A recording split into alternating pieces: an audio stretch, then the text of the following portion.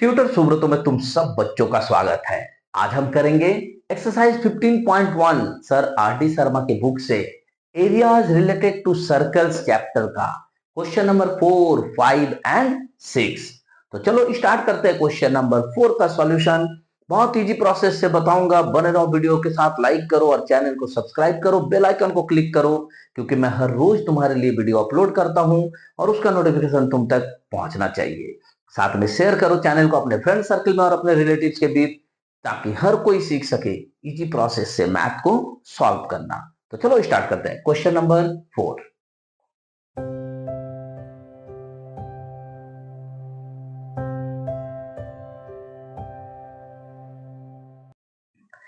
क्या है question number 4? The circumference of a circle exceeds the diameter by 16.8 centimetre. Question समझ में आया? नहीं? समझा देता हूं। क्वेश्चन को अगर तुमने समझ लिया ना, तो यूं समझो कि आधा प्रॉब्लम तुमने सॉल्व कर दिया। इसलिए क्वेश्चन का मीनिंग को हमेशा अपनी भाषा में समझना। अपनी भाषा कहने का मतलब है जो लैंग्वेज हम लोग यूज करते हैं घर में बात करने के लिए, उसमें समझना सबसे इजी तरीका है। तो क्वेश्चन जो दिया हुआ है वो कह रहा है कि the circumference of a circle exceeds the diameter by 16.8 centimetre. यानी सर्कल है तो सर्कल का जो डायमीटर है, डायमीटर मतलब रेडियस का दुगना, d is equal to 2r।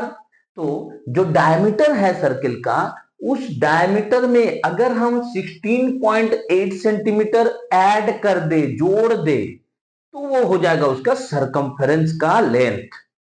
बात समझ में आया? यानी उस सर्कल का जो सर्कमफेरेंस होगा वो उसी सर्कल का जो डायमीटर का लंबाई होगा, उस डायमीटर से 16.8 सेंटीमीटर ज्यादा है, एक्सीड कर रहा है, ज्यादा है। बात क्लियर हुआ? तो मैथ को कैसे सॉल्व करेंगे? देखो, जाहिर सी बात है कि एक सर्कल है तो उसमें रेडियस जरूर होगा। ये मैं बार बार तुमसे कह रहा हूं, सर्कल है मतलब उसका रेडियस को जरूर निकालना। ऐसे सर्कमफेरेंस का फॉर्मूला में डायरेक्ट डी से भी फॉर्मूला है, circumference of circle is equal to pi D. But हम लोग एक ही मेथड से पूरा एक्सरसाइज को ले चलेंगे। आर को पहले फाइंड आउट करेंगे, क्वेश्चन में जो वैल्यू दिया है उससे आर निकाल लेंगे। बट यहाँ पे कोई भी वैल्यू नहीं दिया हुआ है, ना डायमीटर दिया है ना सर्कमफेरेंस दिया है। फिर कैसे बनाएंगे मैथ को? देखो, हम लोग ले लेते हैं कि वी नो दैट, यहां से हम स्टार्ट करेंगे जहां से हम मैथ को जानते हैं। क्यों? क्योंकि यहाँ कोई भी डेटा तुमको नहीं दिया है।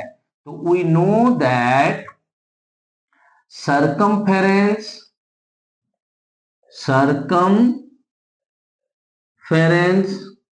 Of the circle is equal to 2 pi R होता है या पाई डी होता है। पाई डी क्यों होगा? ये पाई को अलग से लिख लिया, 2r का मतलब तो डी होता है ना, d is equal to 2r, इसलिए पाई डी भी होता है। बट हम लोग 2 पाई आर लेके मैथ बनाएंगे। तो देखो, and diameter is equal to 2r होता है। तो अकॉर्डिंग टू क्वेश्चन हमको कोई तो वैल्यू दिया नहीं है, तो अकॉर्डिंग टू क्वेश्चन हमको क्या दिया है? ये जो मेरा सर्कमफेरेंस है 2 पाई आर, ये जो मेरा d है यानी कि 2r डायमीटर, इसमें 16.8 ऐड कर देंगे, यानी कि 16.8 सेंटीमीटर अधिक है डायमीटर से। ये चीज समझ में आया? ये समझ में आ गया तो तुम्हारा मैथ बन गया। क्यों? अब तो हम इजीली आर निकाल लेंगे ना, आर निकाल लेंगे तो मैथ अपना बन जाएगा।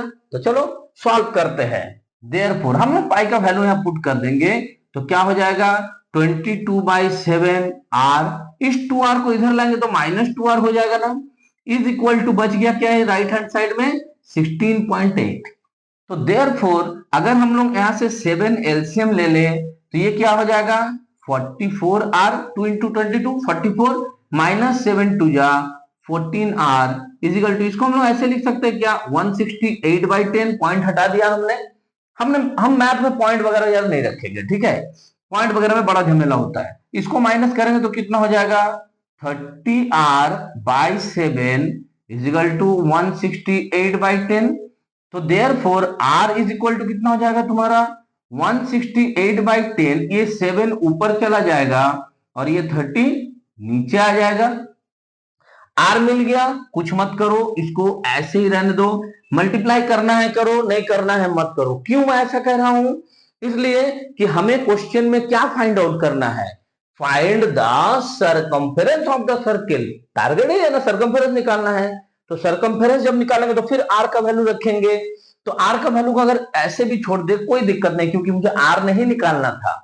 आर सिर्फ इसलिए निकालना था कि सर्कल दिया है, मतलब आर निकालना है, क्योंकि आर से ही हम सरकमफेरेंस एरिया या सर्किल का जो भी अदर चीज मांगेगा मेरे से, वो हम उसका वैल्यू निकाल सकते हैं। Got it? तो चलो अब हम लिखते हैं therefore circumference of the circle is equal to 2 pi R. तो यहां हम क्या करते हैं, 2 इंटू 22/7 इंटू आर का जो ये पूरा पूरा वैल्यू निकला है ना, ये पूरा वैल्यू को लिख लेते हैं इंटू 7/30। अब देखो तो जरा, ये 7 कट गया क्या? ये 2 से ये 5 को काट सकते हैं क्या? 5 टू 10।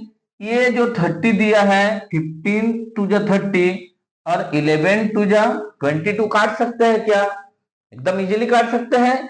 और इसको जरा ध्यान से देखो तो 3 5 जा 15 और इसको अगर काटे 3 5 जा 15 3 6 जा 18।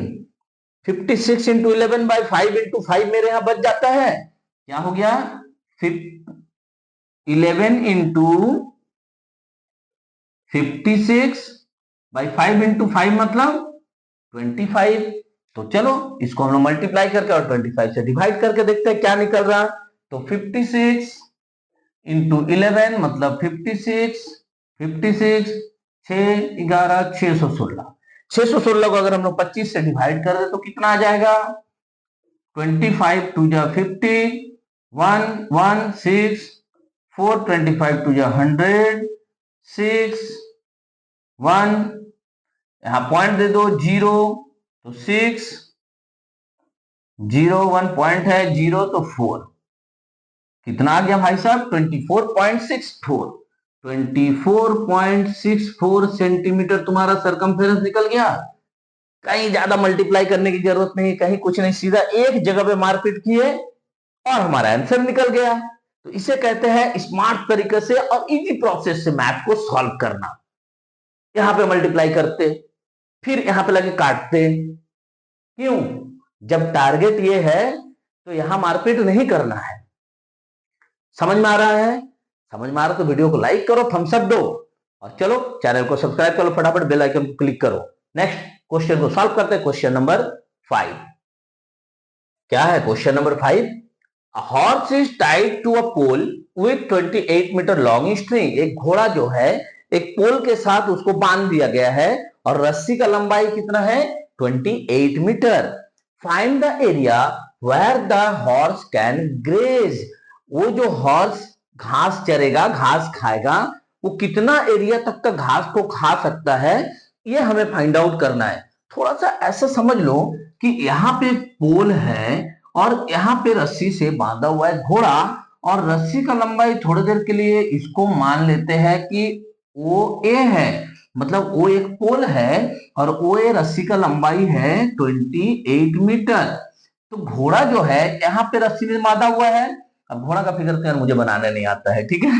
तो यहां से जब घोड़ा घास चरना स्टार्ट करेगा, मान लो वो पूरा घास चर रहा है ऐसे करके, तो ये पूरा रस्सी से वो ऐसे राउंड घूम जाएगा, ऐसे करते हुए, ऐसे करते हुए पूरा राउंड घूम जाएगा, यानी एक सर्कल जैसा जगह को पूरा घास चर जाएगा। वो पूरा ये एरिया जो है, ये पूरा पूरा एरिया घास को खा जाएगा। कहने का मतलब निकालना क्या है? Yes, area of the circle. दिया क्या है? ओ ए मतलब रेडियस। दिख रहा है ना? तो रेडियस दे दिया है हमें, यानी आर दे दिया है और एरिया निकालना है। तो हम यहां पे लिख लेते हैं given data, given the radius of the circle, हम मैथ के लैंग्वेज में लिख रहे हैं, इज इक्वल टू 28 मीटर। यही तो दिया है हमें। Therefore the area of circle is equal to pi R square होता है, यानी कि 22/7 इंटू आर की जगह पर 28 रखेंगे तो 28 इंटू 28 हो जाएगा।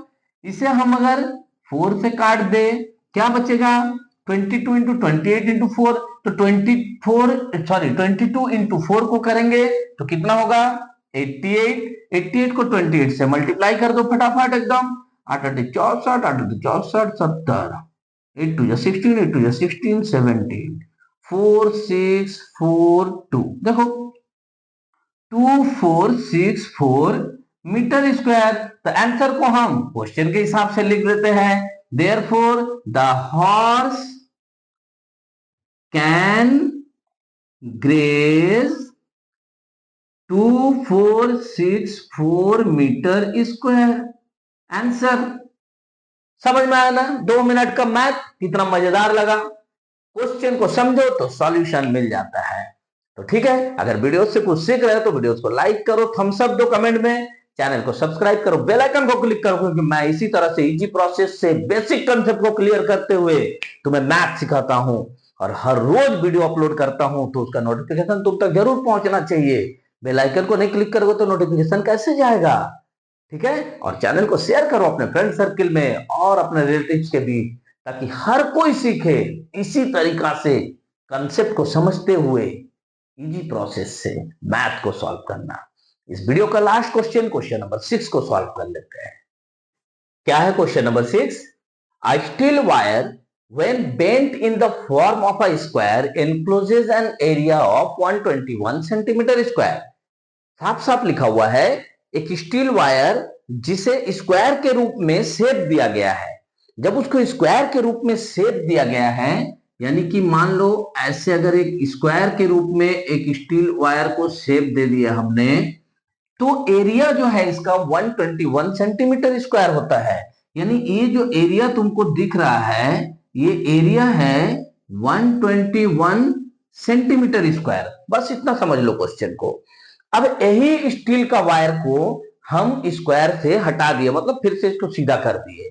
अब इस स्टील का वायर को मोड़ के हम सर्कल का रूप दे रहे हैं, in the form of circle. अब हम उसी स्टील वायर को अब हम सर्कल का रूप दे रहे हैं, तो इस तरह से वो सर्कल बन जाएगा।